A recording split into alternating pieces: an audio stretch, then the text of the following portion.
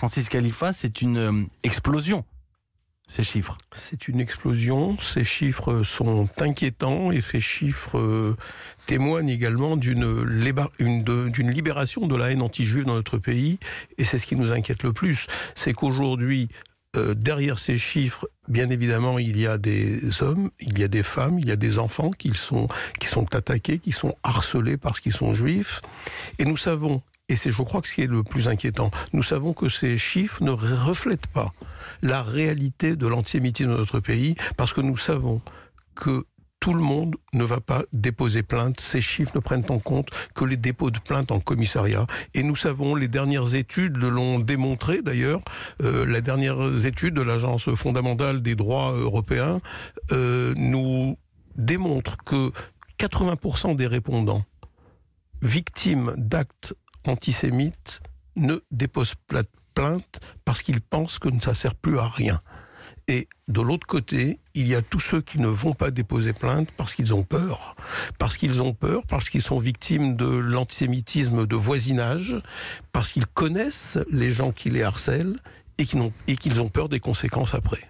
C'est le problème auquel sont confrontés une grande partie de ces Français juifs qui vivent dans les quartiers qu'on a appelés difficiles. On a pris l'habitude de les appeler des quartiers difficiles que l'on trouve parfois dans les grandes villes, mais surtout à la périphérie des grandes villes. Et c'est un vrai problème non pas que pour la communauté juive, c'est un problème pour la France. Francis Khalifa, vous parlez, je lisais une interview que vous avez donnée au journal La Croix, vous parlez d'un véritable exil intérieur depuis une dizaine d'années pour des Français juifs qui justement choisissent de quitter leur quartier d'habitation. Tout à fait, c'est le phénomène auquel nous sommes confrontés actuellement, c'est que ces juifs qui subissent cet antisémitisme du quotidien ne peuvent plus vivre dans les endroits où parfois ils sont nés, où ils ont leurs habitudes, où ils ont grandi, où ils ont leurs amis.